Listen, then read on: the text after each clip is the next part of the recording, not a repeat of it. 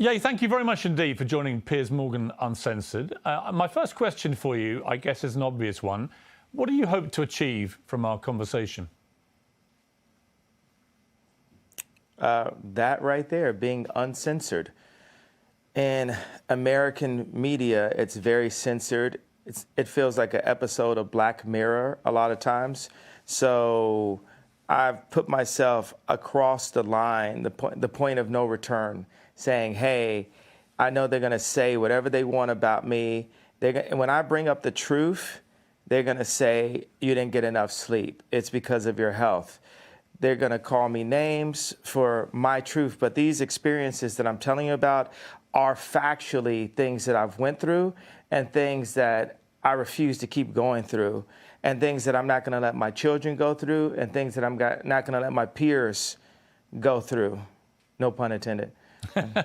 Well, look, we are most certainly uncensored on this show, and I want to give you the time and the platform to really explain yourself, because I think that sometimes sound bites about people, perhaps taken out of context sometimes, can create a very distorted view of what a person really thinks. What do you think, looking back over the last few weeks in particular, what do you think have been the biggest misconceptions about you?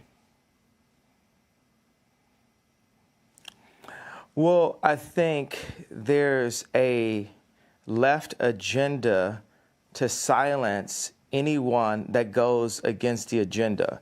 Let's go back to Trump running for office back in 2015. Everyone that was around me in my industry, in the entertainment industry, told me that my life would be over. I would be on the wrong side of history. I've even had threats to my life for wearing the Trump hat. And it even ended up in, destroying my family and also making it where I have to raise my children differently because I actually am a person that's classified as Black. I classify myself as Jew, but a person that's classified that had been given that title in America as Black, in America, that I'm supposed to stay in a block of a vote. You never heard the term white vote. So why is there a term Black vote? How is that okay? It sounds just as racist as a Black drinking fountain. And my dad, called me and said, the thing that the left fear about Ye or makes me the most dangerous is I'm rich. And that's the point. Tupac told me back in the days, you had to get your money right and then you go to war. So I'm going to war. I don't have endless resources. I only have honestly only maybe $120 million in my account. But what I'm not going to let happen is I'm not going to let my kids take over Yeezy someday and have a boardroom telling them what to do and talking behind their back. I'm not going to let that happen to my children. So I have to fight right now. And the other powerful icons in Black music, when they were at the top of the game, they didn't fight at that point. They were too afraid of losing whatever they had. So by the time they wanted to make a difference, by the time Bill Cosby wanted to buy NBC, he didn't have the Cosby Show at that time to be able to stand up when they wanted to literally throw him in jail, where they actually did throw him in jail. So people have to understand just the bravery. There's so many people everywhere. I know everyone can relate to being afraid to say what you're going to feel because you feel like you're going to lose something. So whether you agree with me or not, I believe people are going to feel the fact that someone is brave enough to say something. Every day I do 5 things that people have been historically killed for. Every day. And it's just, I want to prove, first of all, I am Jew also. The 12 lost tribes of Hebrew. Do the math. Do your research on it. We have got our culture ripped from us and then told we were just simply void of color, which is another definition for Black. But if we knew we were a culture and knew we were a people, the way the Jewish people know, then we wouldn't abort ourselves. We wouldn't shoot each other dead in the streets and then rap about it. We wouldn't brag about, having sex with each other's wives. We would keep our families together and we would do business together. The most dangerous place for a black person in America is actually in our mother's stomachs, because 50% of black deaths a year in America is abortion currently. I mean, I can keep going, but I want to make it, hey, boom, ask me questions, let's go. I don't want to jump in too much, because here's what I honestly think. I think you have an extraordinary mind. You have a number of extraordinary talents. You're a musical genius. You're a fascinating public figure. What has been interesting to me is to watch the furore which has erupted in the last few weeks over a series of statements that you've made, which have caused, as you know, a lot of offence. And I guess before I get into them, I'm just curious as to whether you think there is a line for free speech. Listen, I completely agree with you that there is a war against free speech, that people are treading on eggshells all the time, terrified of expressing honestly held opinions in case they get cancelled. I think we're living in a really insidious era where liberals are behaving like fascists. So on that, you have absolutely my agreement. But my question for you is, do you believe there are limits to free speech? And if they are, what are they? There are no limits to free speech. It's all context, right? Tarantino can write a movie about slavery where actually him and Jamie, they got the idea from me, because the idea for Django, I pitched to Jamie Foxx and Quentin Tarantino as the video for Gold Digger. And then Tarantino turned it into a film. But in that film, he puts a context, he creates a context where Leonardo DiCaprio is allowed to use the word multiple times within that context. So Hollywood's job is to frame things, and they allow what context, what content is accepted and what's not. We have our thoughts. Everyone has thoughts and ideas, and then people try to manipulate your thoughts and ideas. In order for humanity to move forward, we have to be free to think and then to actualize. I like the word actualize better than execute. If you think about execute's a negative word, actualize to be more positive, except for the fact that it has the word act in it, and everyone's an actor, especially in Hollywood. I'm like top 5 writers in human history, so I really get into the power of words, and I feel very akin to Capote, Freud, Nikola Tesla, Da Vinci, Matisse, more Matisse than Picasso, more African cubism than Matisse. So I just do that. I throw out that kind of for the liberals. And that's the funny thing. It's like liberals let me hold you up on that. Me. On Matisse, when you say you're more Matisse than Picasso, as somebody who's a fan of Matisse and Picasso, actually, I spent a lot of time in Saint-Tropez where they all used to paint together. Why do you say Matisse? What is it about Matisse that you feel an affinity with? I feel like Drake is more Picasso and Ye is more Matisse. When we talked about, when me and Drake went to do the show last year for prison reform and to bring awareness to the incarceration of Larry Hoover, I sent him articles about the relationship of Matisse and Picasso and the need for these people. You need to have that. I need to go into the bar and go to Starbucks. That's a form of a modern day bar, right? And just hear Drake's song playing back to back. And Drake needs to go into that same Starbucks just in a different city and see people wearing Yeezys. And it puts us both back into the studio. And, God sets up these almost similar characters, these doppelgangers. It makes me really realize God has a sense of humor. Like, why is John Galliano and Mark Jacobs the exact same human being, just placed in a different place? Or why does God have it where Bernard Arnault cannot purchase Gucci, not even through the Chinese market? God does this to remind us that we are not God. Because when you take people like Elon Musk and Bernard Arnault and Trump or Jack Ma, Putin, you take these people in their own space, in their own environments, you know, we can start to feel like gods on earth, but we are nothing in comparison to God. And we are here actually to love one another and to collaborate and to make the world a better place. There's, 1% of the world are placed in power and 99% of the world are the audience. So that 1% of the world, this idea of a United Nations, this is the world that needs to come together. This is the world that, here's the obvious go-to. Biden doesn't listen to Elon Musk.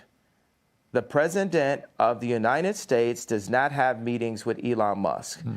That is, hey, here, come get me. That's retarded. I know I'm not supposed to say that, Biden, but that's retarded, Biden. And it's, and obviously, because I've been dealing with mental health, all this, I have the right to use whatever words that I like to use. Well, that's interesting. So ask another question. Well, yeah, let me ask you on that. So you just said something very inflammatory about President Biden. It will, as you know, offend a lot of people. And it will particularly offend people who work in mental health. You say you should not use a word like retarded. But you say that because you yourself have had mental health issues, that entitles you to use that kind of word as an insult. Now, I would say that's an arguable point. I've had my issue is I've had mental health allegations. So do you believe that you have any form of mental illness? I believe that I suffered from exhaustion. I suffered from being lied to constantly by the people around me. And I believe those things can drive anyone to a point of maximum exhaustion. But I also believe that I'm extremely brilliant and I'm here to make the world a better place. And I'm tired of the left media trying to pick on me. And y'all picked on me enough. And y'all finally touched the person that's not going to take it anymore. And that's part of the reason why I'm on Uncensored, because what they'd like is for me to be quiet. Interesting thing about racism and cancel culture, it's kind of similar, right? Racism works on itself. I can go into the Gucci store at age 18 and I just assume that people think that I'm about to steal, so I buy more things. With cancel culture, when I brought Marilyn Manson on stage with me when he was dealing with allegations, my stepbrother Marilyn was canceling himself. So many people comment on my White Lives Matter t-shirt. There's people who are saying right there in Fashion Week, when are you going home? I'm so afraid. People thought I was going to cancel myself. I'm not going to cancel myself. I'm going to keep on delivering what I feel, because guess what? It's very split opinions, by the way. If I talk to a black person that makes under $1 million a year, they really relate to the George Floyd comments and feel hurt that I would even bring it up and question the approach. They have multiple documentaries on the death of JFK, but we're just supposed to believe this one media outlet version that preyed on our trauma and our pain.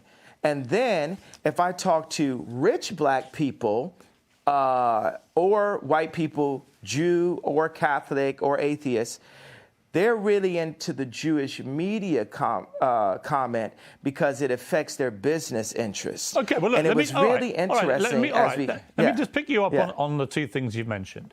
The first one is what you said about George Floyd. And the reality of that, it's not a media interpretation of how he died, because the Hennepin County Chief Medical Examiner concluded that Floyd died from cardiopulmonary arrest. His heart stopped, complicated by the way the police restrained him and compressed his neck. Now, he also said there were other contributing conditions. Wait. Well, hang on, let me finish. There were other contributing conditions, narrowed arteries, high blood pressure, and fentanyl intoxication. But although these were significant conditions, he said, and things that played a role in the death, they didn't directly cause the death. The cause of death was what that policeman did with his knee to George Floyd. Person? Well, why would a coroner lie? What makes you believe that? Why would a coroner lie? Because he could get paid to lie. Yeah, because he could get paid to lie. Because yeah, he's talking in the press. I watched it for 8 minutes. The majority of the press. Right, but I watched it for 8 minutes. Now tell me this: have you seen the Candace Owens BLM documentary? I have watched some of that documentary, but here's what I would say to you: when you watch that video of George Floyd, no, it's not a but. It's not. Well, I haven't watched the whole thing. I need you to watch. I know. Okay, I know what you said about. I know Candace. I'm going to finish. La la. It's all right. La. You don't okay, have you to know do what that. Means. It's that fine. means. I know what it means. La la la means be quiet and let me finish. Right, but you did interrupt my question. So with the BLM. No, I wasn't finished. You're pressing agenda. You haven't seen the whole thing. I don't have an agenda. I just read you what the coroner said. So we can have 20 different perspectives on how JFK died, but us as black people, not only can we only vote one way, we're not allowed to have any other perspectives, and that the area for George Floyd, where he passed, the murder rate is up 50%, and nothing, this is so-called movement, but it didn't move blacks anywhere. Right, now listen. So as a black person. I will say there are legitimate questions about the Black Lives Matter movement, no question. But on the specific point about how George Floyd died, I don't think it's in question about what actually killed him. It was that police officer with his knee on his neck. Well, it is in question. It isn't question. I'm questioning it. Well, you can question it, but what you're questioning is a coroner report. Do you have friends that were killed by police officers? Do you have friends that were locked up? Do you have friends? Do you have people aborting half your race? No. So I am the black person with the black experience that's worth $11 billion and is the most influential person on the planet, and I am questioning it. Okay. I have a right to question it. Absolutely. You can't tell me with your accent that me as an American Jew black person that I cannot question that death and question the means behind that was put on camera. I'm not saying you to can't traumatize. I'm not finished. La la la la means let me finish. Okay. I'm not finished talking. So I cannot. See, because you distract my thoughts and then you try to make me look like a crazy person and you feel you have the right to cut me off. And I've proven you guys don't want it with me. This is like Terminator 20. You've never seen this before. You've never seen this before. So I want no one to play with me. Mm-hmm. I have the right to question because that videotape was used to traumatize my people and force us into the Democratic vote.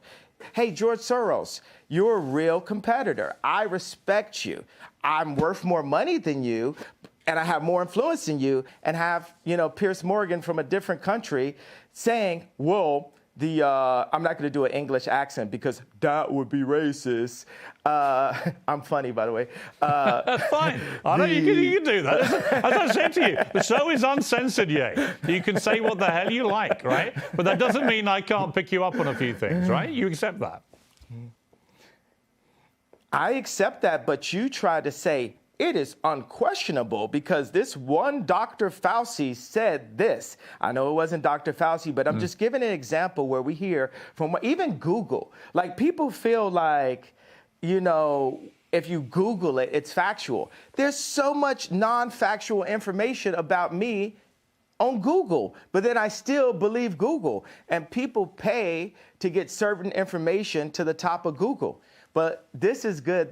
Keep going. Where else you want to go with it? Here's where I want to go. The civil rights lawyer Lee Merritt responded to what you said about George Floyd's death and said, while one cannot defame the dead, the family of George Floyd is considering suit, which they're now doing, as you know, they're suing you for $250 million, for Ye's false statements about the manner of his death, claiming Floyd died from fentanyl, not the brutality established criminally and civilly, undermines and diminishes the Floyd family's fight. So what is your response to that? Well, anybody who loses a loved one, my heart goes out to them. Any race, my heart goes out to the pain of that. I have a theory about it. Now, this is not a fact. This is a feeling that I have. In the documentary, George Floyd's 2 roommates said that George kept saying, they want a tall guy like me. They want a tall guy like me. So for me, I'm a creative, right?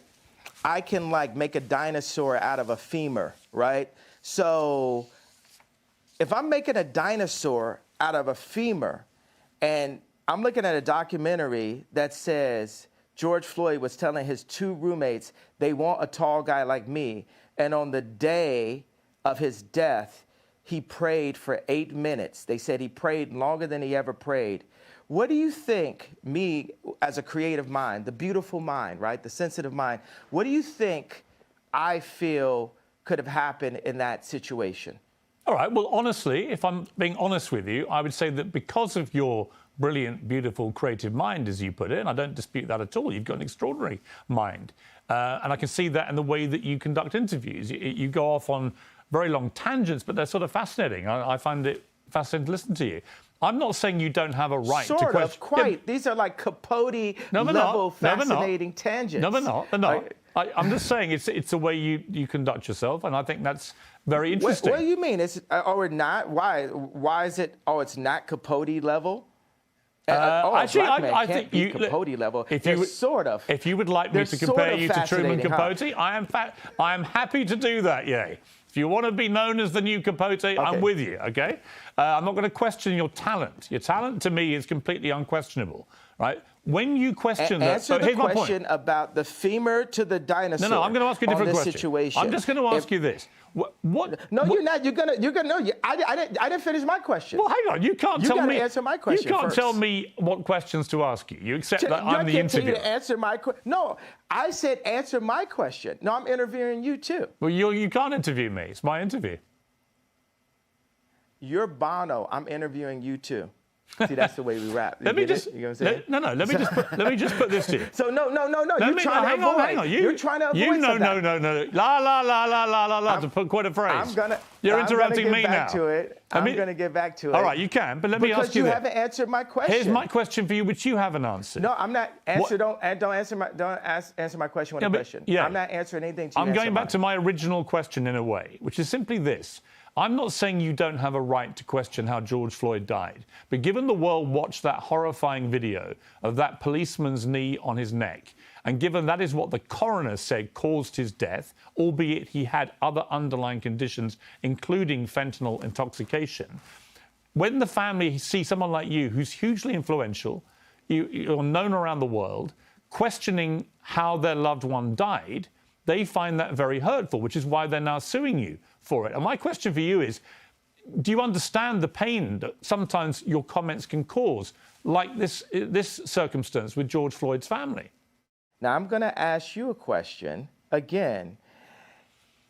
With my imagination, when you see in the documentary that George Floyd's 2 roommates said they want a tall guy like me, they want a tall guy like me, and that he prayed extra long on the day of his passing, where do you think that takes my beautiful mind? I think it can take you to a place where you want to believe something which may not be true. I'm not saying it's not. I'm just saying all the evidence points. I'm giving you an honest answer. My honest answer is I think that That wasn't honest. That was a political my honest belief is that. What do you guys do? People in the newsroom, what are they doing? They're like cringing right now. They're like, whoa. No. We never experienced this before. We never never experienced I'm not cringing. A black entertainer that won't be threatened by the media to back down from his opinion. Yeah, I think you mistake me. You mistake me for somebody who's going to be like the others. I have a show called Uncensored for a reason. I'm giving you a platform for a reason. But you're pressing an agenda. No, I'm not. You're perfully entitled to your opinions. Your agenda. But do you accept you're lying now? Do you accept you may not always be right? I just called you a liar. How does that make you feel? That's fine if you think I'm a liar. It's fine. No, you're a liar. You're pressing the agenda of the pain and trauma economy that is pressed on my people by the left. Actually, the trauma I think that was implemented to George Floyd was from a vile white racist police officer who kneed him to his death. And I agree with the coroner's findings because I don't see any reason why the coroner would invent that. So that's my belief. If you want to challenge that and you don't believe it, that's entirely your right. I have a question. Who do you think are the biggest vile white racist? The media. You think the media is racist? What? Please, next question. Please don't ask me any retarded questions. Okay, let me go to the next furore, which has been around you in the last couple of weeks, which is your attacks. Is that British for theory? Is that British for theory? What's theory, bro? Is that British for theory? You actually have quite a good British accent. That's quite good. Let me ask you, if I can, about the allegations that you have made anti-Semitic comments. And in particular, when you said on Instagram, I'm a bit sleepy tonight, but when I wake up, I'm going DEath Con 3 on Jewish people. Now, many people who are Jewish found that deeply offensive. They wanted to know, what did you mean by going DEath Con 3 on Jewish people? Because DEath Con 3, as you know, is a heightened state of awareness for military action. So what did you mean by that? Here's your chance to clarify what you meant by DEath Con 3 on Jewish people.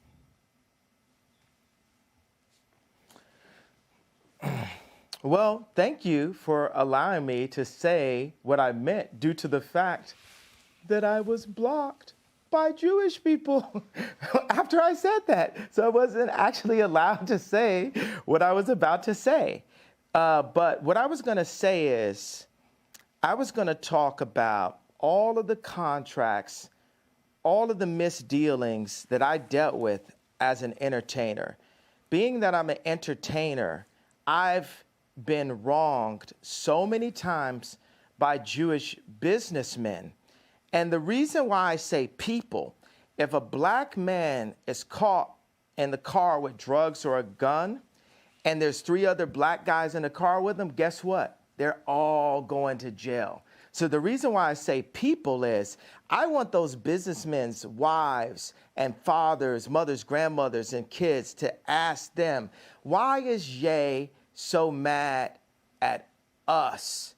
Because they're taking money out of my children's mouths and putting it into their children's mouths. I'll give you this parallel and this analogy. If you take, I just talked to Irina Shayk, right? And if you look at a picture of her at age 14, this person is beautiful, like one of the most beautiful people that God has ever created, right?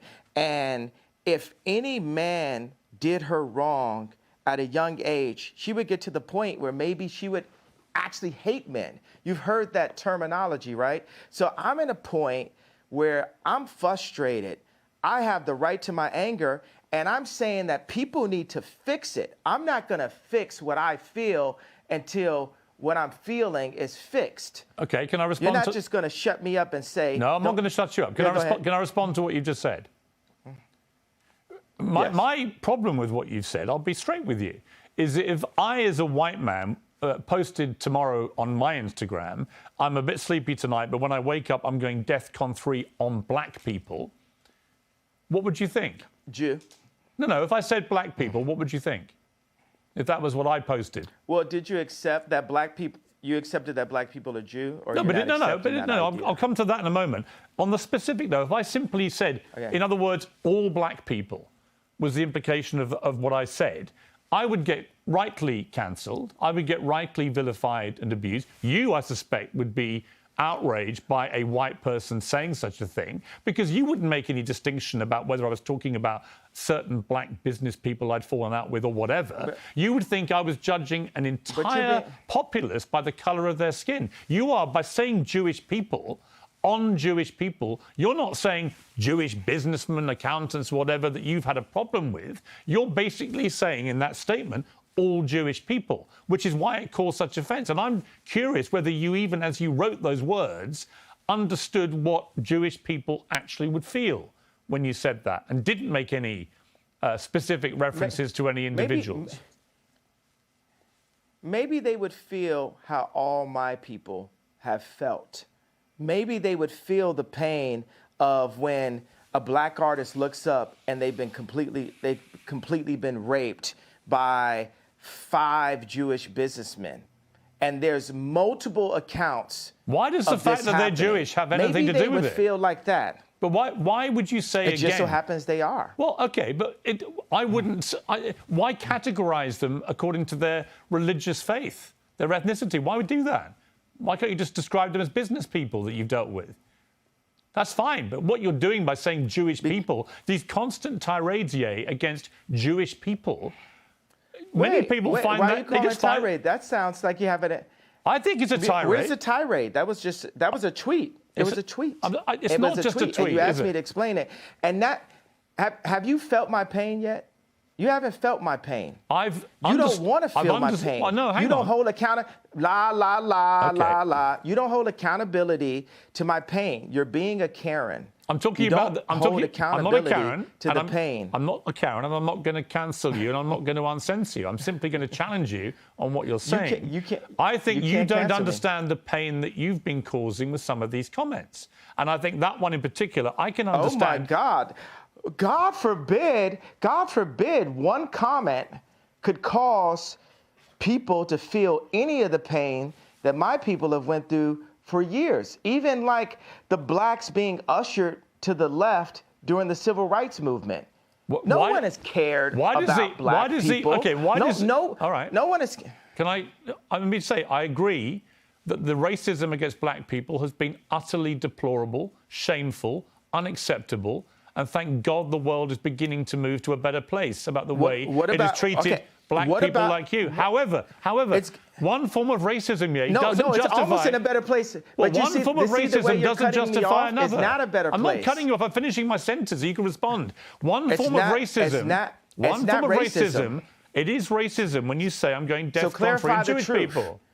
That's racism. No, it's not. It is. I thought you had a platform where I could explain how I felt. You don't care about how I feel. You just want to shut me up. You don't want me to say out loud what my people have been going through. I do. Or do you? I do. I'm very happy to do that. So what have my people have been going through? What led me to that point? My point is... What led me, a person, a successful, influential, extremely attractive person to get to that point? I am not doubting for a moment that you will feel genuine pain about the racism against you and other black people in America. Not for 1 second would I deny that. Racism by who? Well, by anybody. I think any form of racism is wrong. Any form of racism is wrong. I didn't say DEF CON on anybody though. You said DEFCON 3 on Jewish people, specifically Jewish people. You didn't say any particular Jewish person. You said basically all of them. That is racism, And I think if you were honest with yourself, given the fallout from this, you would think again about how you phrased that sentence. Because actually, you didn't mean all Jewish people. Given the fallout. Do you care about the hurt you caused Jewish people? What fallout? Well, you were removed from social media. Wait a second. You're not allowing me to talk, Chris. You're not allowing me to talk, Chris. Oh, I thought it was the same person. He's American. I'm British.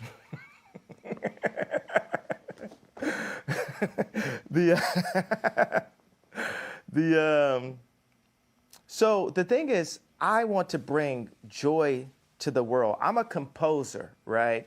And this is a symphony. Our life is a symphony. We have so many beautiful ideas, but I feel the anti-Semite has been a wall, a cloak that allows Jewish businessmen, boom, I'll only be the police officer that says, hey, this guy with the gun is the only person going to jail. I'll be the first person that does that in history, right? So look, no one else in this car riding with the guy with the gun and the drugs is going to jail. Are you happy? I'll play by rules that are not played by from my people, just for the sake of this conversation. I don't want you playing by any. So I don't want you playing by any. That makes you happy, right? I don't want you to say things just to make me happy. That's what colonizers do, is give us rules. I'm not trying to colonize you. That's what colonizers do, is give us rules. I'm not trying to colonize you. I'm not trying to censor you. All I'm saying to you is, when you use a phrase, like I'm going DEF CON 3 on Jewish people. Did you hear what I just said, though? Yes, I did. We're past that. We're past that in a conversation. Well, hang on. We're not past it. Did you hear what I just said? We're not past it unless you're prepared. Are you happy that I said I'll focus? Let me explain what Are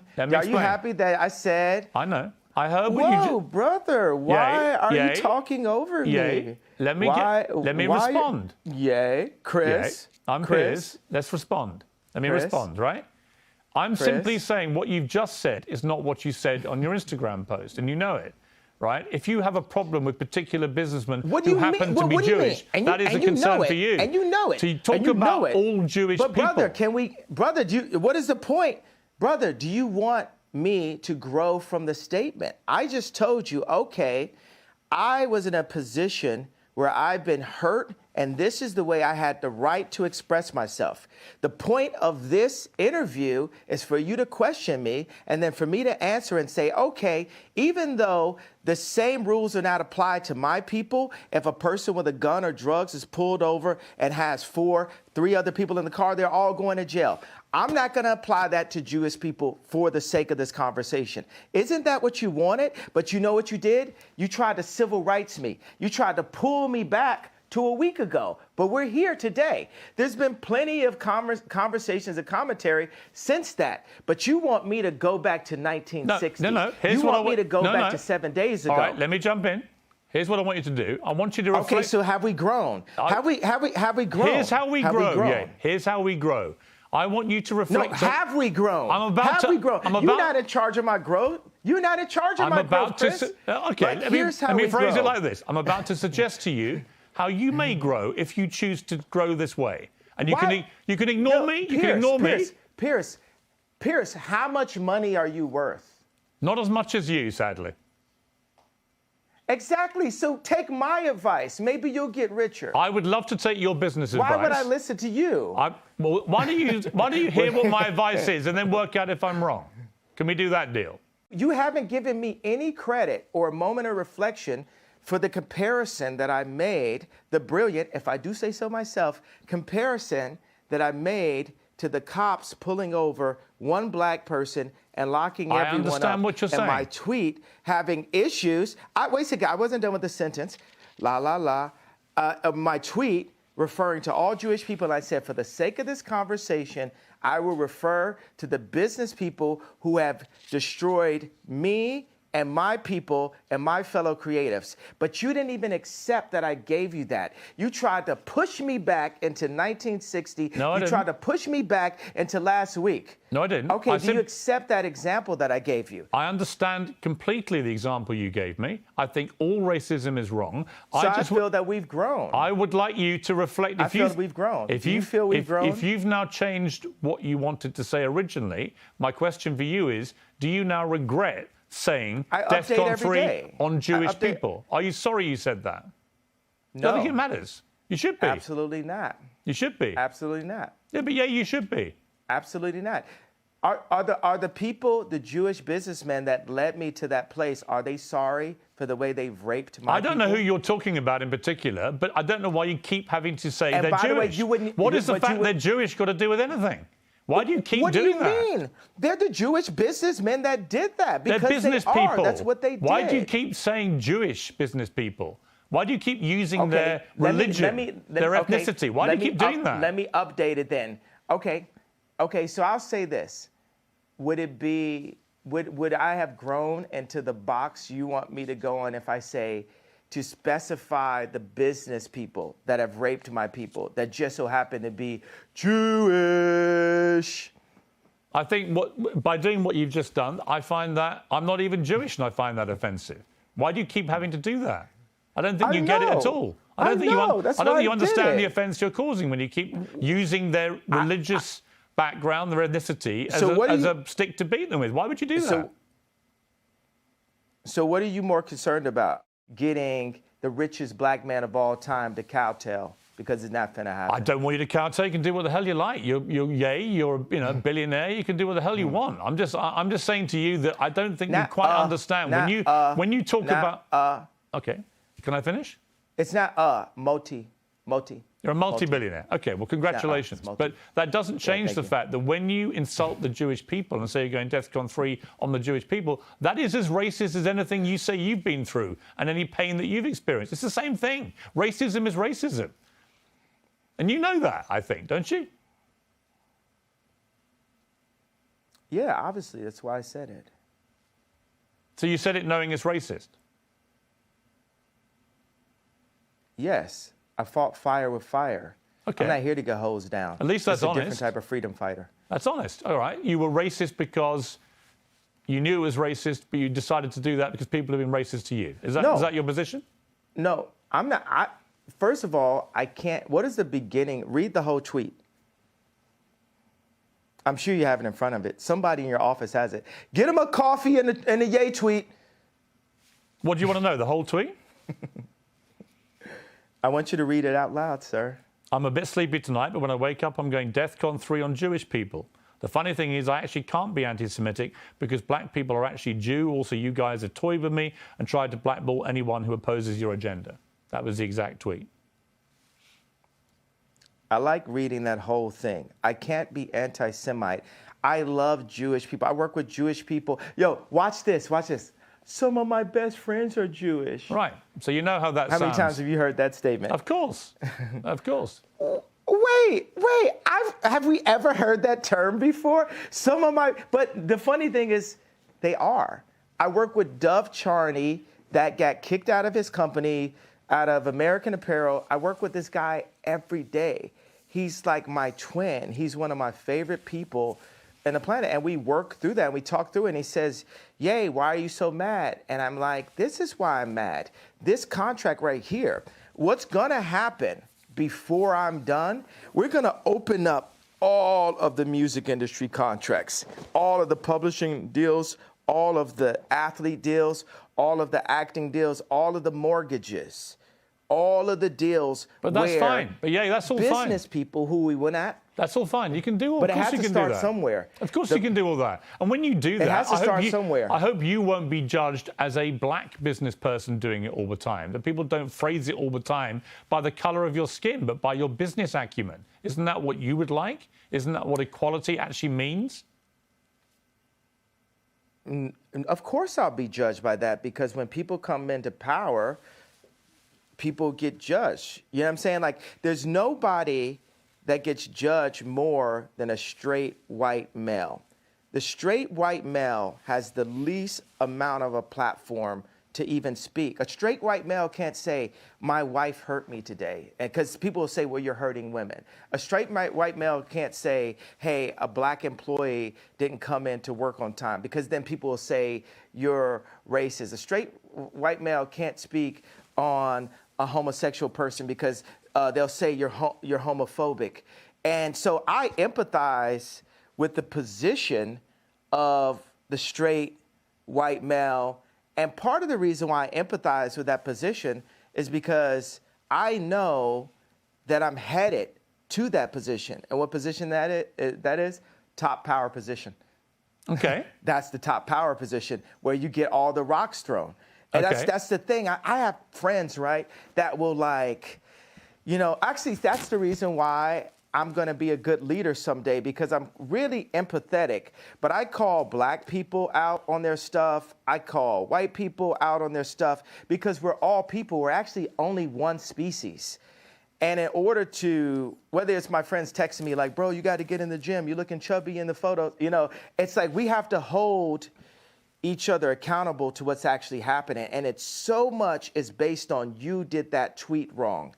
So what I will say is, I feel that my words demand more sensitivity for the frequency that I'm operating at and the amount of people that I'm communicating to. And I take that responsibility right now. But I will also say everything happens for a reason. because if it had been perfectly worded in English, and because there's nothing whiter than English itself, right? I'm already not speaking in my mother tongue, right? So if I had perfectly worded it in the most sensitive way, then we wouldn't be here right now.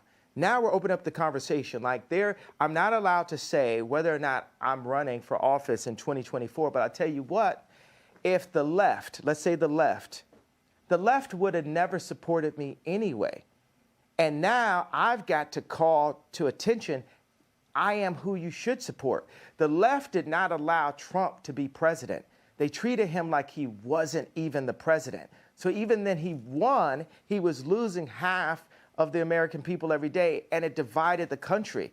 What I'm saying, whoever goes into office, for British media, for American media, we must support our leaders and not just run this hyper negative. You know what I will?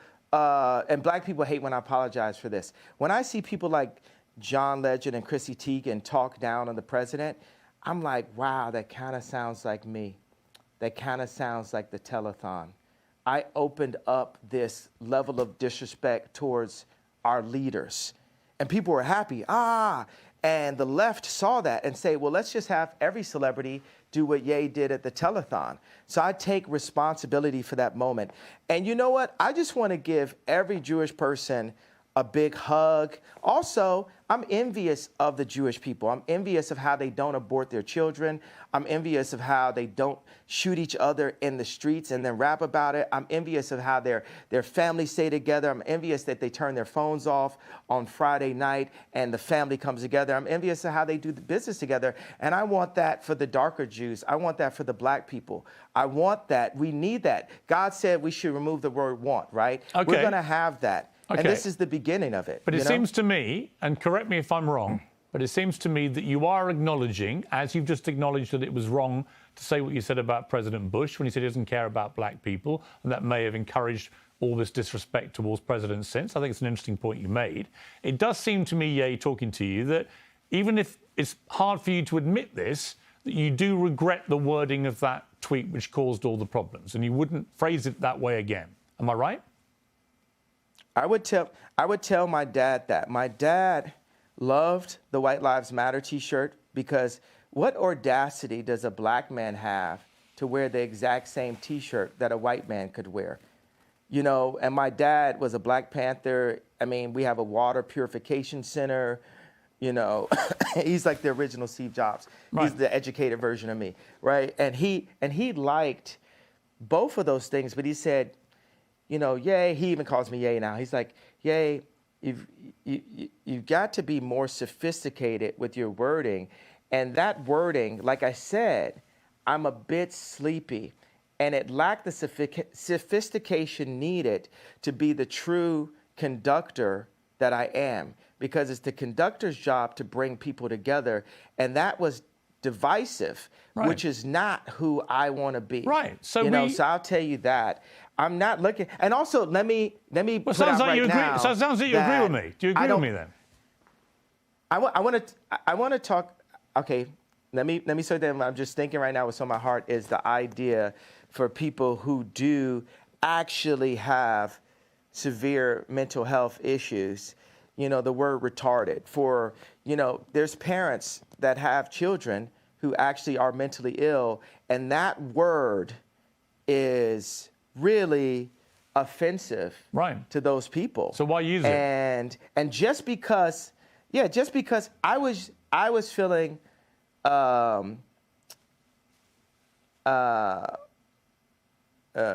a couple reasons. Because people call me retarded. They treat me like I'm retarded. And so I embrace it. It's like you call somebody a so much, they say, I'm. You call somebody a bitch so much, they say, I'm a bitch. You call somebody a retarded so much, you say, I'm retarded. Like, I was exhausted, and I embraced the idea of having a serious mental health issue.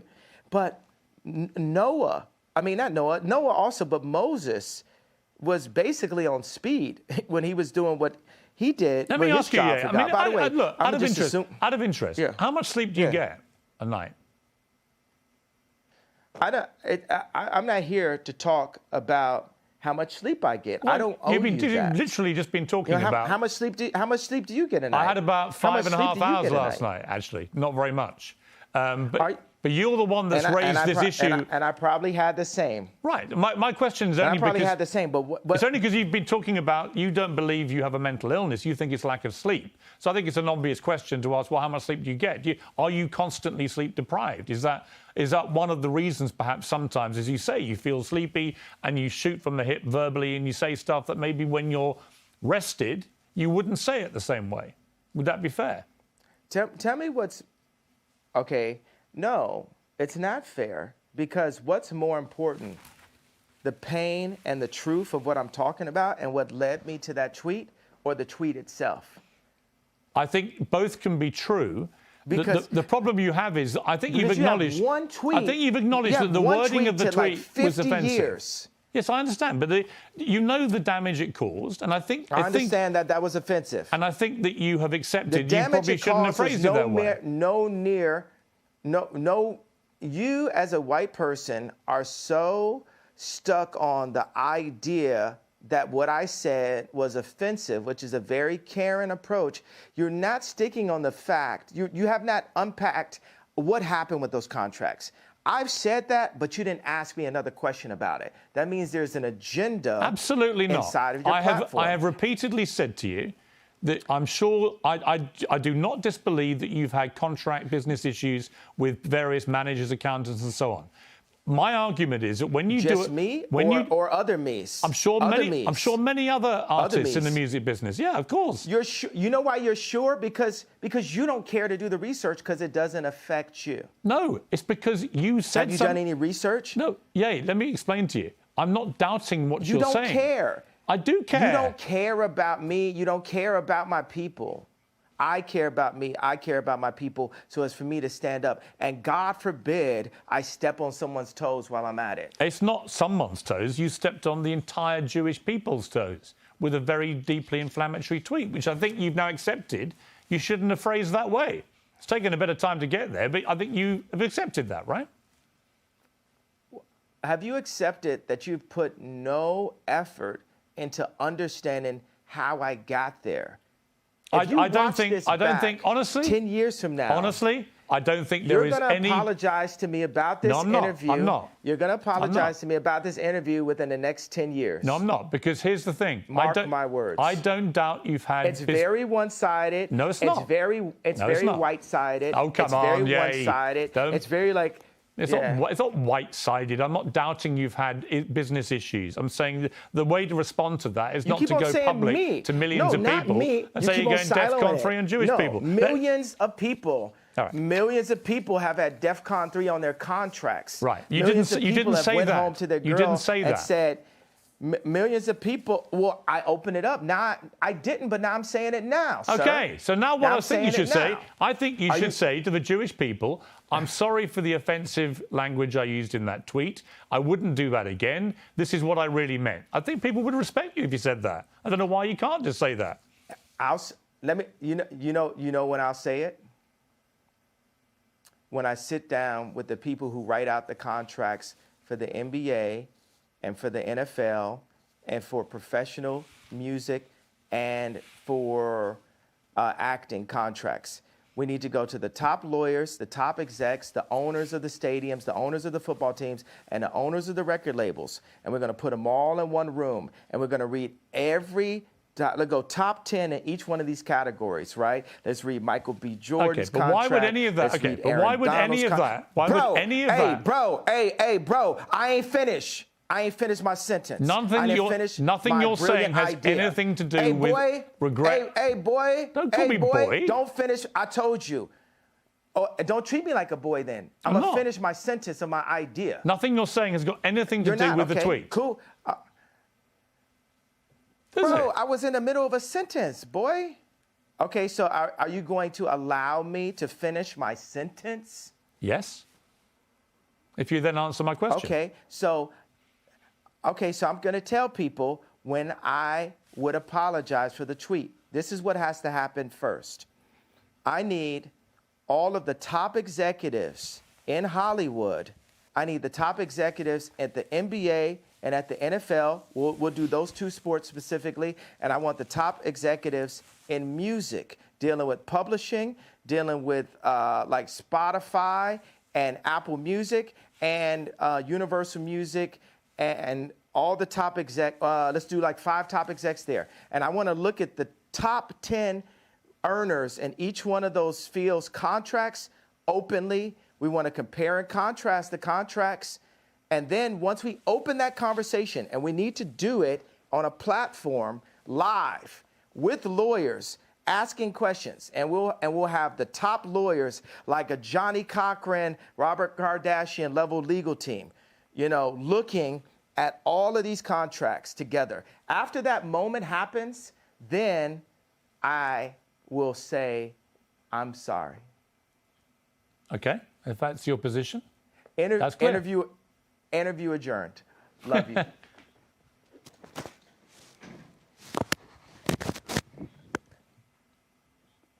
Okay, that's the end of the interview. I mean, I just get the feeling from you that you're obviously a complex character, brilliant in many ways, fascinating, like I say, compelling. You have a huge appeal to millions of people around the world. It just seems to me that occasionally your mouth gets you into trouble and that perhaps on reflection, sometimes you look back and wish you hadn't said things. Is that accurate?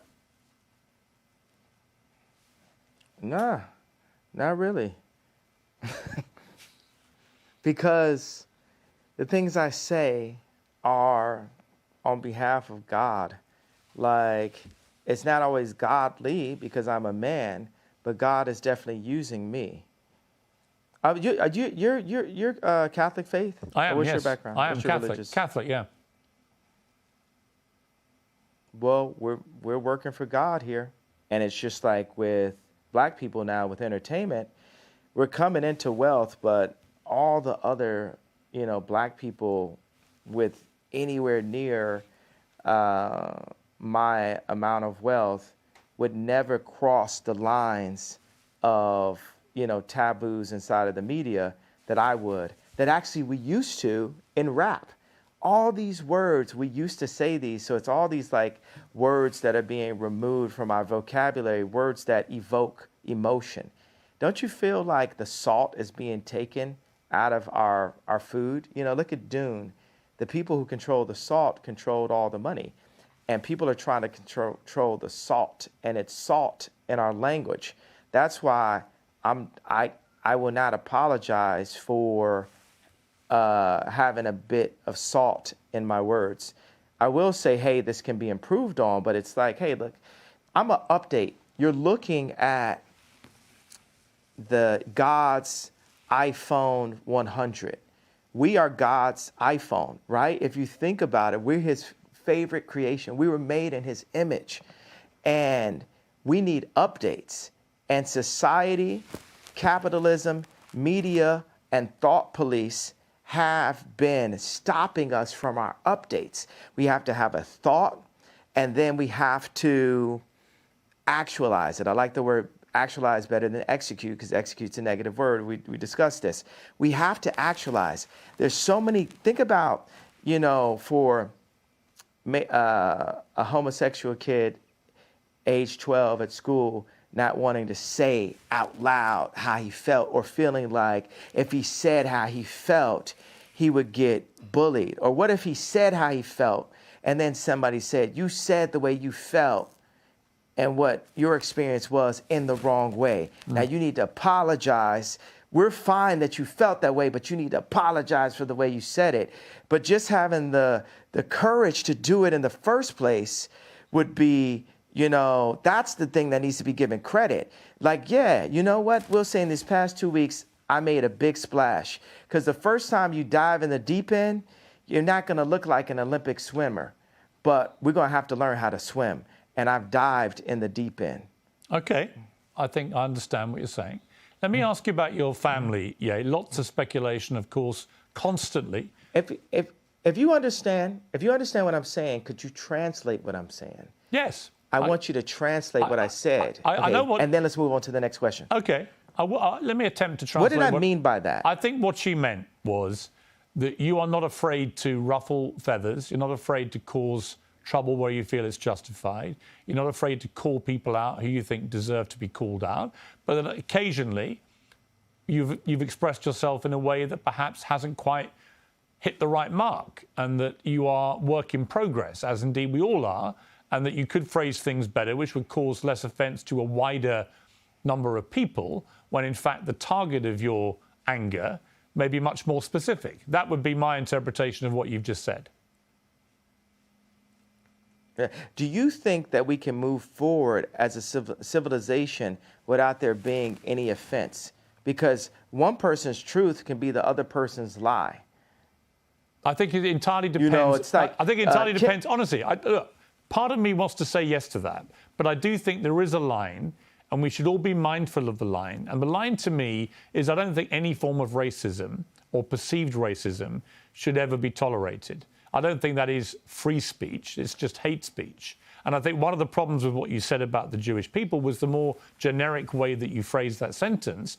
People didn't understand you were talking about specific business people you'd had a problem with. They thought you genuinely meant you were going DEFCON 3 on all Jewish people. And they took that to be a blatant form of anti-Semitism. I think you've explained in this interview that was not your intention at all, which is good. But I think if you're asking me to interpret what you've just said yourself, that would be my interpretation. That, you know, you're work in progress, and sometimes you say stuff which doesn't quite get over what you're really meaning. But what I really mean is, I don't want it to be settled. I don't want to be forgiven by Jewish people until we get to what the problem really is. I don't want, you know, like Elon, he got on Twitter, he said, I talked to Ye, he took it to heart. And I liked my boy standing up for me, but I was like, but the fight isn't done though. Everybody, white media, left media, they just want to squash the fight. They want to keep the pain of George Floyd going, right? But they don't want the pain of our representatives. What did Elon Musk say to you about the tweet, out of interest?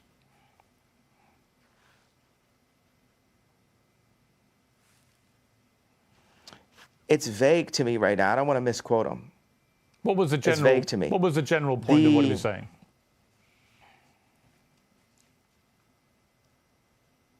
It's vague to me. It's truly vague to me. I'm an honest person. I tell you what it was. What I keep on saying, it's just always about this tweet. It's so much more. If you look back at this interview, and it's like a direction arrow, it's more in the direction of fixing the statement than fixing the problem. I think both and that's my problem. I understand, but I would say to that I think they're two different things, and you can fix both actually. And I accept that part of what you were trying to do and the point you were trying to make, I completely understand it because you've explained it in more detail. On Elon Musk, there is a suggestion that when he gets control of Twitter, which seems likely now, that he will bring you back, he'll bring Donald Trump back. Do you think that would be right? It'll be lit. Do you think it's wrong that you and Trump have been banned from these platforms? Absolutely. I was talking to Trump a couple days ago, and he was like, I'm not going to do his voice, right? But he was saying, I had 277 million followers, and the next day I had nothing. And that related to, Mark Zuckerberg, Meta. Mark Zuckerberg thinks he is the government. These tech companies feel they're more powerful than the U.S. government, to the point of actually kicking the actual president of the United States off of an American social media platform. This is the world we live in. And I would say, I agree with you, and I'll tell you why. I think it's completely inconsistent that companies like Facebook and Twitter allow people like the Ayatollah of Iran, for example, to remain on the platform, or Taliban people to be on the platform, but they don't allow an American president. That seems to me completely ludicrous. Yes, and this is part of the 100-year plan that they have books on about China's takeover of America after losing the Industrial Revolution. Now, let's talk about business people. We won't refer to their race. And by the way, I'll tell you, as a Jew person, a person that has a lot of Jewish friends, it's not a race, it's a people. Right. And every Jewish homeboy I know is going to be like, yo, yeah, that's right. So, but it's hard to attract, it's hard to influence patriotism on capitalists. And it's a responsibility for us as Americans to retake our power in media, to retake our power in our schools, to retake our power in our farms, to retake our power in our medicine, in our hospitals, to revitalize the country, because America invented rock and roll at the end of the day. We have the inventions. America created Apple. You understand? Like, we created the platforms that the world runs on now, and we've allowed the business people in these companies to sell us, and whatever the term is, sell them in a handbag, whatever it is, for cheap. And Americans are God-fearing, for the most part, God-fearing Christian people, and we're not cheap, and we can't be sold for cheap. And we're here to stand up and say, you got to honor who we are, our families. You got to honor our God, Jesus Christ. So, next subject. Can I ask you something? Let me ask you something else. Yeah, I want to ask you about your family. Yeah. Because you mentioned families there. A lot of stuff has been written about you and your family. A lot of it fueled by you, by Kim, by others. Where are things now with your family? What is your relationship like with Kim, with your kids?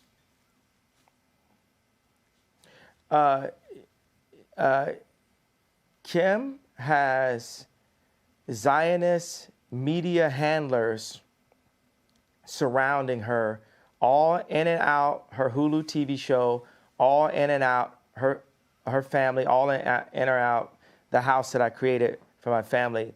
But God is alive, the devil is a defeated foe, and Kim is a Christian woman, and she's not here just to have content up on adult channels. She's not here just to have that last Interview magazine cover. If you look at the two Interview magazine covers, look at the one when I was there and look at the one when I'm not there. And that's the reason why this Tuskegee experiment of such that's happened to the black community, where they took the fathers out of the home and the leaders out of the community and have torn apart the community. Now they've seen that's worked, and they're doing that to America. They're attempting, they're trying. I mean, that the Interview dime, magazine cover you're talking about, I think, is the one where she was basically semi-naked in front of the American flag. And I thought that was pretty distasteful, actually. It was about the American dream, and I thought, well, if that's the American dream, we're all screwed. I mean, in America. And I agree with that. And I didn't feel the platform to voice my opinion, because I wanna. It's always like, hey, this is your kid's mother. But it's time where the leaders, like, I'm still the priest of that home, Chris. I'm still the priest of that home. They want to make it this matriarch society, all that, and But I am the priest of this home, and God is alive. I am the living Robert Kardashian, and I'm going to stand up for what God would want as a Christian. And then people say as a Christian, oh, you're not supposed to curse. You're not supposed to have righteous indignation. But I do. Christians had swords also. Christians got guns, I tell you that. So. But do you talk to Kim? I mean, there have been reports, that you and Kim don't really talk at the moment. She's distancing herself from you because of the stuff you've been saying must get in controversy. Is that true? I mean, John Legend is distancing himself from me and buying more Christmas sweaters in the middle of spring also. So I'm not saying that, they're making the right decisions. She's being influenced. But I guarantee you what's not finna happen, we not finna see her in one of them John Legend Christmas sweaters no time soon. But do you talk to her? Are you still in touch with each other? Wait a second, don't you think it's like funny to like make a joke out of stuff sometimes? Don't you think like God has a sense of humor? Of course. But watch this. God, when I got married, I bought this house. I did this tour, and spent all the money I had on this house to like surprise Kim and give her this house that she wanted, that Lisa Marie Presley used to own.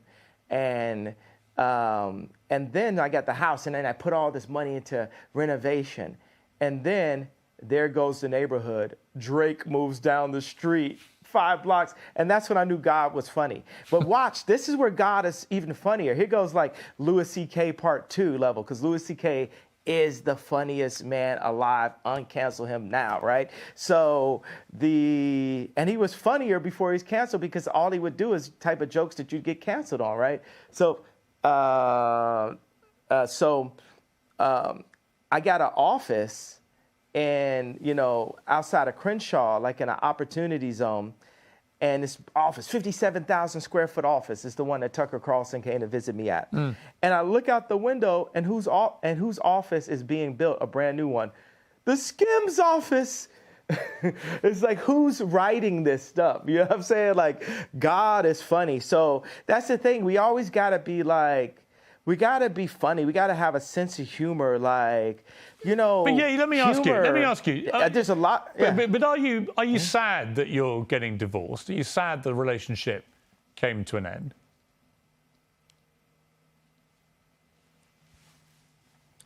That happened 2 years. We got the divorce 2 years. Yeah. Yeah. We're Are you actually? We've been got divorced. What are you talking? Yeah. I mean, let me rephrase that. Are you sad that you're no longer together? That you're divorced? We'll always be together. She dresses exactly like me. What do you mean? Like, my kids are me. There's no person that she'll ever get with that will influence her more than God, and then her priest on earth, which is me. Whether it's the Skims clothing line, the designers, the architects, all those people. You got the Clintons, the left, utilizing what we built together to try to use her as an influence for the black culture and the word culture in general for the next elections.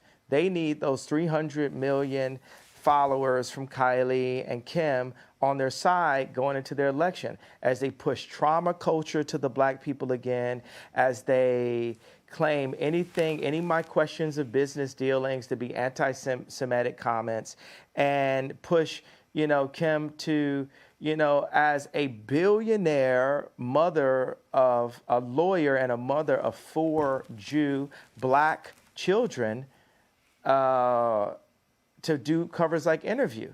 And that's what happens when they take the dads out the home. And that's what they've been doing in the hood. They take the fathers and the leaders out of the homes. And if we keep on allowing this to happen, and we don't have some level of a decency clause inside of our media on what everyone sees. Like, when I was young and I would go to the video store, if I wanted to go into the adult section, it was a curtain. It was a person sitting there watching, making sure that kids didn't go in. If the kids went into that section, there was a video camera, and they would you'd be escorted out of that section. Now that section is forced through TikTok. That section is subverted and kind of mixed with the drink inside of music directed at children, inside of content through Disney, on Hulu, which is Disney also, and in so many branded commercials to confuse children and to sexualize our children way too early before they can even make their own decisions about their life. You make some very interesting points again. Just to clarify one thing, though, you are actually divorced, are you? Because my understanding was that you weren't actually divorced yet.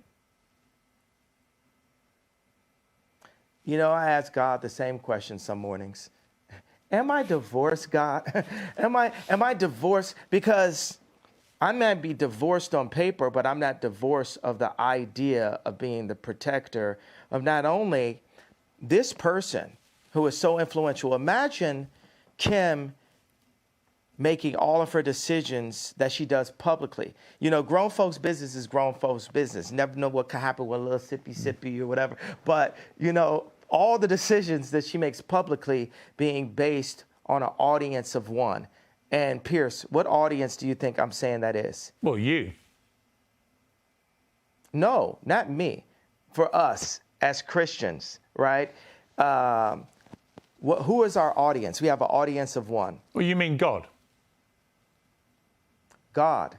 So picture this world, envision this world. Here's another one. This is past what I'm saying about having the heads of the football teams and the basketball teams and the music industry opening up their contracts the way I do, right?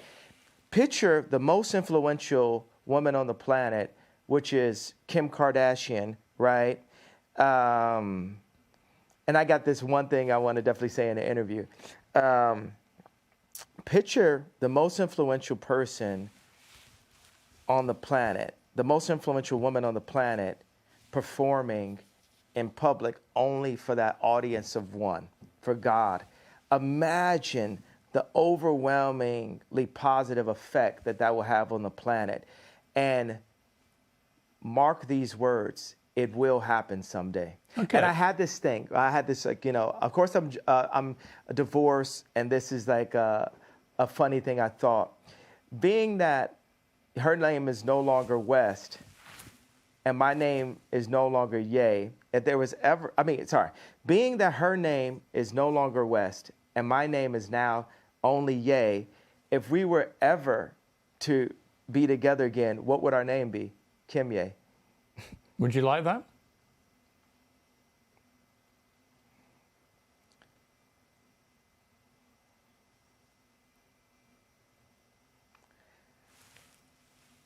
Everything is up to God, and God has proven to me many times that it's not about what I want or what I would like.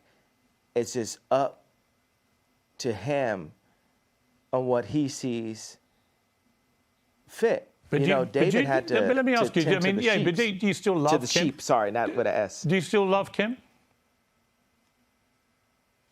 I absolutely love. I'll love her for life.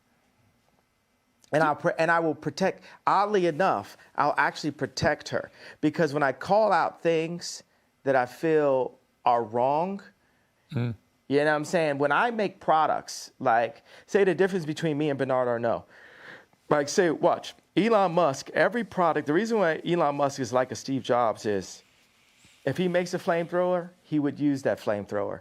If he makes a Cybertruck, he would use that Cybertruck.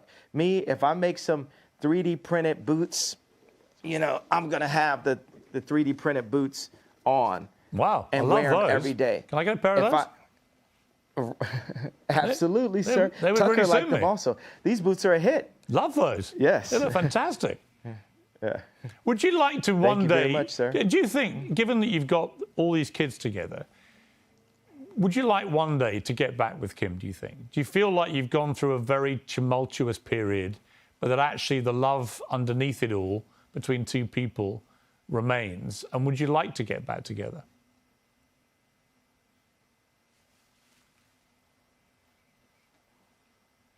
Those thirst traps still be fire. Is that Do a you yes? understand what I said? Do you understand that language I think right there? so. I think so. You better explain it. Explain it to me. What do you think those thirst traps still be fire means? Can you explain that to me? Well, with my rather Explain creative British what mind, those thirst traps still be fire. I would imagine it With your means that creative, brilliant British man. I would imagine it means you still fancy your ex-wife. Is that right? I would prefer to not be put on this.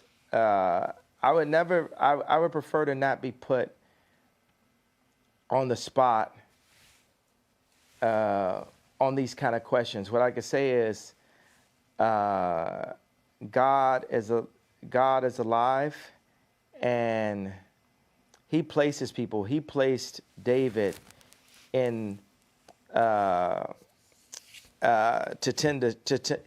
God had David tend to the sheep, knowing that one day He would prepare him to fight Goliath. Mm-hmm. So I believe that day of me fighting Goliath has been this past 2 weeks.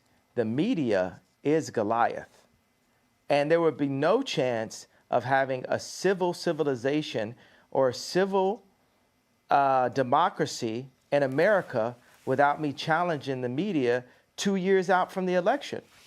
Because this thing that I'm challenging may be setting myself up to one day be able to be president, or it's maybe for the other president. But regardless, we have to have some decency in America as the thought leaders in the content that we put out. But and that's how but on God that point, is on that using point, me yeah, now. on that point, Yeah. you keep talking about the media as if somehow it's the media that's created all this furore in the last 2 weeks. But you have said other things which, in my opinion, the media couldn't ignore. You know, you suggested in your interview with Tucker Carlson that Gap, for example, the clothing wear company, had prior knowledge of the Uvalde shooting, which is obviously completely insane. Why would you say that? And then why would you be surprised if the media then react to it? They're bound to. What I'm saying is that was worded, that might have been worded in a way that the media could take in the wrong way. But I thought it was really interesting the amount of people at Gap. We had a release that was happening, and the amount of people at Gap that were rallying around this as a media moment, if they didn't know about that, where there's theories, you can't say that the theories about 9/11 are completely insane. Actually, that's just the person I am. I'm that kind of person. Well, look, you're perfectly entitled to have theories. I think most of them are completely insane. But on this specific one, on Uvalde, you even suggested that Matthew McConaughey. You even suggested that Matthew McConaughey may have. It was all a bit weird that he was speaking so early about it, when in fact he came from Uvalde and spoke very passionately after this atrocity. So I think people read these comments and are like, "What are you talking about?" No, okay, so I'm not, what I'm saying is I definitely feel there was a major media push around that to create trauma and fear culture, because the amount of people, and this is not to be in any way, I care about people who have passed away and have lost loved ones. 20 kids were shot dead in a classroom. Okay. 20 children were shot dead at school. So let me explain. No one in the media is putting any sort of trauma into that. That is the trauma. Okay, Piers, how often does that happen in my hometown? Well, the 20 kids are killed in school in one mass shooting. As far as I'm aware, it's never happened in your hometown, has it? Yeah, it does. Not in one mass shooting. Are killed in Chicago. I didn't finish. Okay. Let's not do this again. Okay. We reviewed how that goes. I understand. You could talk. At least 14 kids are killed in Chicago every week, and there's no media push around it, and that's my issue. When I was at Gap, there was no media push around the killings in Chicago. But I would agree. So look, I agree with you. I completely agree. My youngest son has recently been at the University of Chicago for a year, and there were 2 students shot in that time. I completely agree that there is never enough attention given to all the slaughter from gun violence in Chicago. Completely agree with you. What I can't agree with is any suggestion by you that anyone at Gap or Matthew McConaughey or anybody else had any prior knowledge of what happened at Uvalde. Of course they didn't. What I'm saying is, I'm not saying they did, but with the amount of attention that went, understand, I was jealous, once again. You feel me?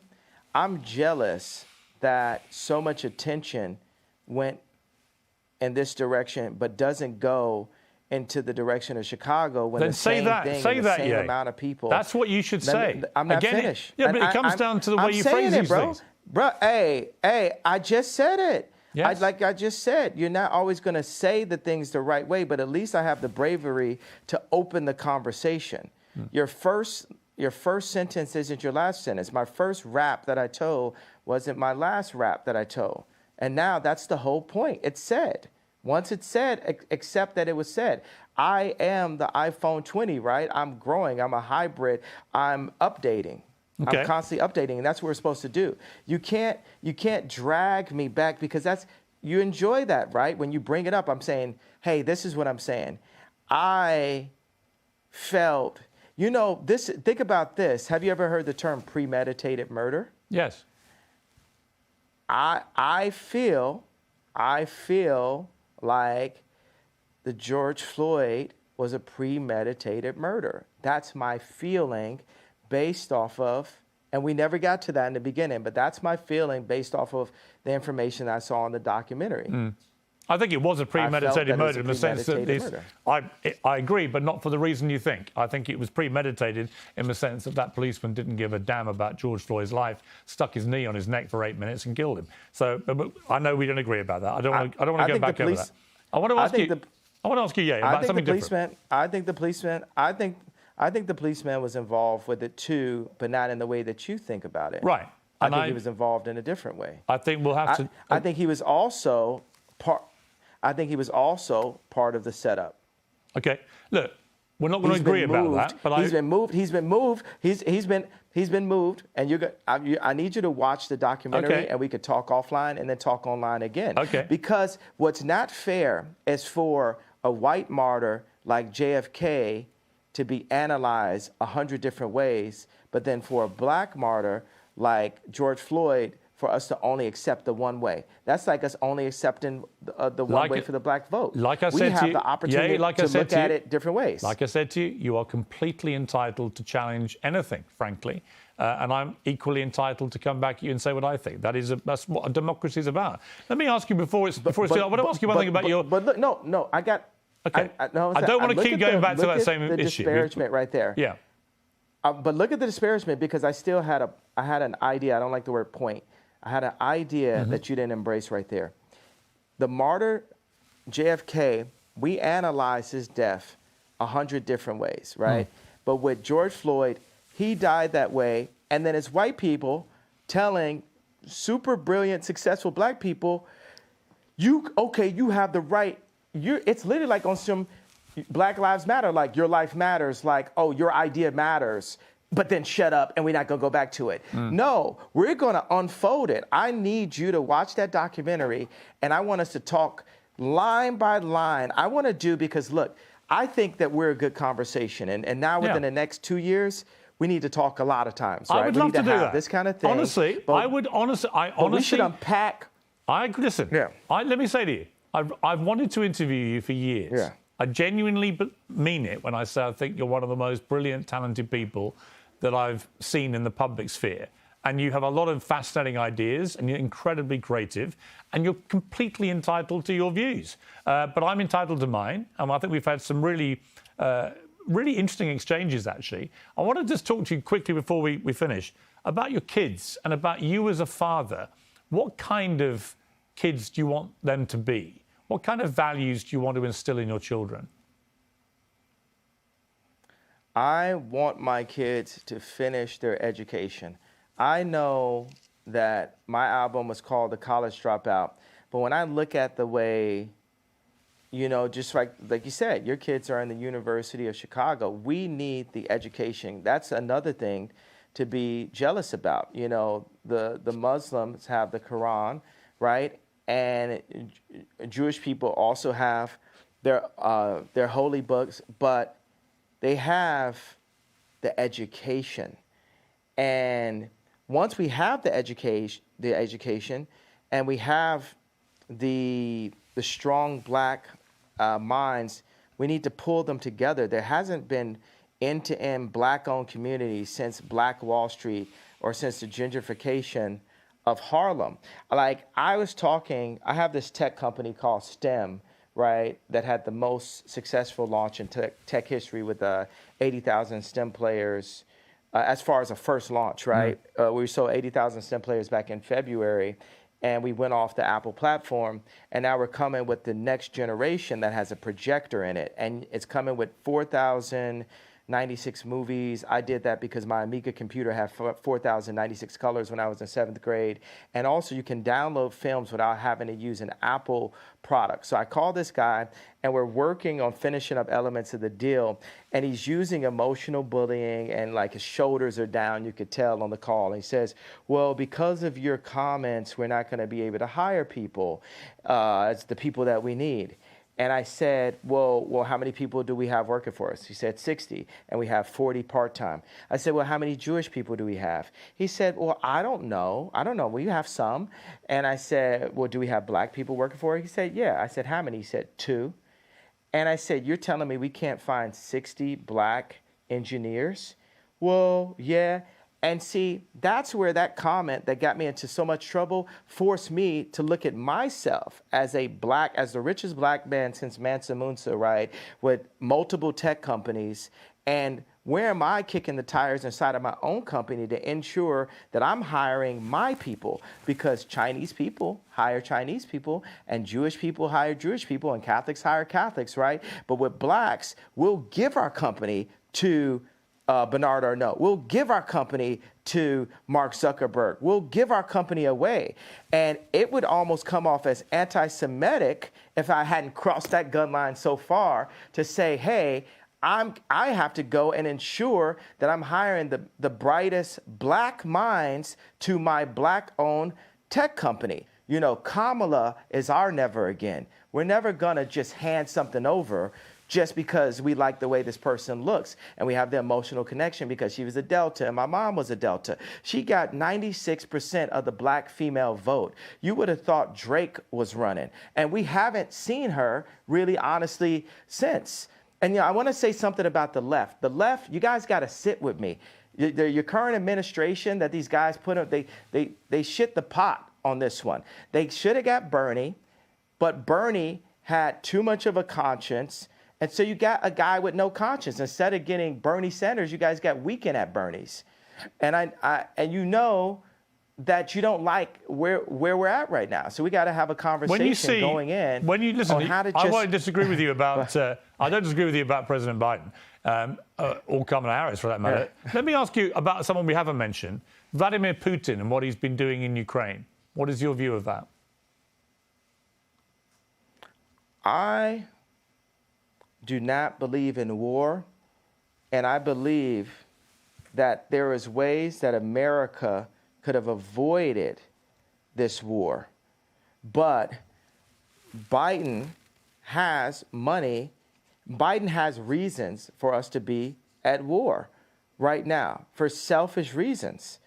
And what I would like to do, without giving you too much information, I would like to speak with my political advisors to give you the exact information. I'm not gonna, hey, watch this one, Piers. I'm not gonna shoot from the hip on this one, especially talking about war and things as sensitive as Ukraine and the Russian war.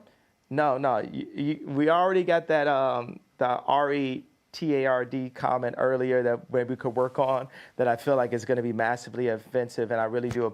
Now that one, I do apologize to people that I offended earlier in the interview on that comment. Maybe we could look at scrubbing that if we deem. Well, actually, like to. I would say this: it's an uncensored interview.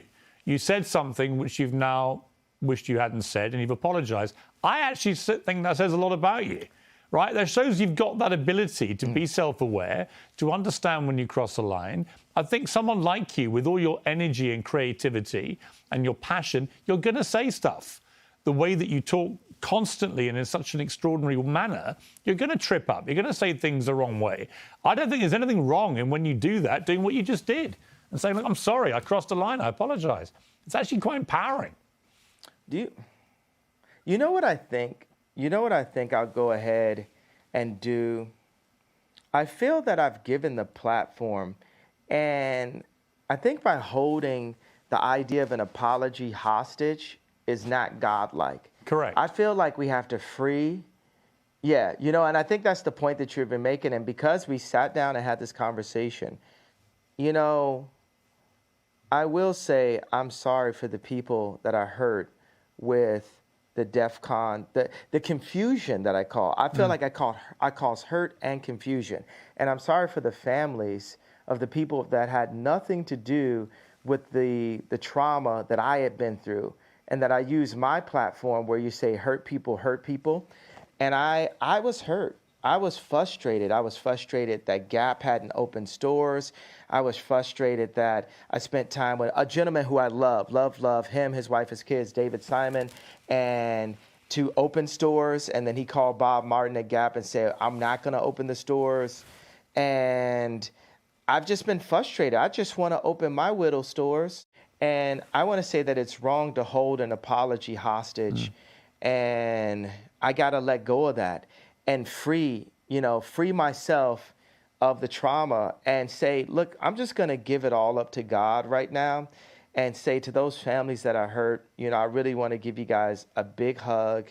And I want to, I say, I'm sorry for hurting you with my comments. And I want to word it in not like a political way, but in a presidential way, which means what I knew a president to be when I was growing up, in a sincere way. You know how people give those kind of, I want to give an apology, and you're like, but did you? You know what I'm saying? Yeah. Like, no, it has to be, I want to go to every person's grandmother and grandfather and every person's son and daughter, aunt and uncle, and give them a hug and say, you know what? I've been hurt, and I do want you to talk to your boys. I do want you to talk to the people that are in power, the people who do own the black voice, the people who do own the vote, which a lot of Jewish business people do. And I want to be able to sit at the table with the contracts. I want my people to sit at the table with the contracts. I do want all of this, but I'm not going to hold my apology hostage till I get that. I'm going to start by taking accountability for my actions and the lack of sophistication in my wording. Like I said, I was sleepy, and it was taken in a way that I didn't mean to be taken. It definitely caused some attention. But I don't want the conversation to go away just because I came to you guys and said, I understand how I hurt you, and I'm sorry for the pain that I've caused and the confusion that I caused. Now, that is said, right? But I don't want the conversation to go away, that we are still in a place where these contracts are still up. My people are still getting screwed. This has to be opened up. And I'm not asking for a promise, but it would be a beautiful world as I release the pain that I've caused and the pain that I have in me, that grudge that I was holding, that you guys, some of you guys, 1, 2 of you guys step up and say, let's look at these contracts. Let's make it not be a known fact that the music industry is treacherous. Let's make because some of my kids do music. I don't want them to step into a treacherous place. I want it to be better for them than it was for me. So I want us to sit down and come together and really work on that. Would that make sense to you, Piers? You know what, Ye? If you'd simply said that in your tweet, I don't think there would have been any problem. And I'm very, very pleased, actually, that we've got to a place where you felt able to say that. And I think it was sincere. And but we still have a problem. That's my point. No, Piers. I get it. I get it. But what you've now done, you've now explained the context of the problem. And you also issued a sincere apology to people who were rightly offended by the way you phrased what you said. So I think that's a good place to finish the interview. And I'm very glad you got there. Okay, but it's not finished. I understand. The idea is not finished. I understand. That there's still a problem. I understand. No one's going to be in any doubt there's a problem. And by the way, I'm sure there is. I'm sure that a lot of the contracts in the music business are rigged against people like artists like yourself. I'm sure of it. I mean, it's always been the case from Elvis onwards. So I get Piers, it. Would you help me and my people? Would you help me and my athletes? I got so many athletes that go to my school that are, like all the guys that are on Donda are headed to the NBA, right? Could you help me? Could you help us make these contracts better for our people by calling attention, by just allowing me on your platform, right? And let's look at some of the things and point these things out. Could we work together on that over the next couple of years? Very happy to do that. Yeah. Very happy to do that. I think we should talk more often. All right. It's taken a long time to get here. I've thoroughly enjoyed our conversation. It's been 2 hours. It's been free rolling. It's been occasionally challenging. But we've got to a place where I think is a good place. And I've really enjoyed it. So thank you very much indeed, Ye, for sparing me the time. Yeah. You know I'm going to feel like I lost my stone I was holding. Yeah. Yeah. But I had to give it up to God. You know what I'm saying? Like, Yes. You know, you're gonna be bragging. You're gonna be bragging at dinner tonight, like, yo, I talked to Ye. No one could do it. No one could do it. I did it. And you know, I'm giving you this, and I'm gonna pray that you, as a fellow believer in Christ, will help me to expose all the wrong that's still currently happening to my people, specifically in the entertainment industry, because Honestly, an entertainer. I'm very just happy. To start with. I'm very happy to hold anyone to account who is behaving improperly. Honestly, and I'm absolutely certain that that entertainment business is riddled with people who try it on and exploit people. And I would be very happy to help you to expose that. But for now, I've got to leave it. Ye, we've had 2 hours. It's been remarkable. Thank you very much for your time. Peace.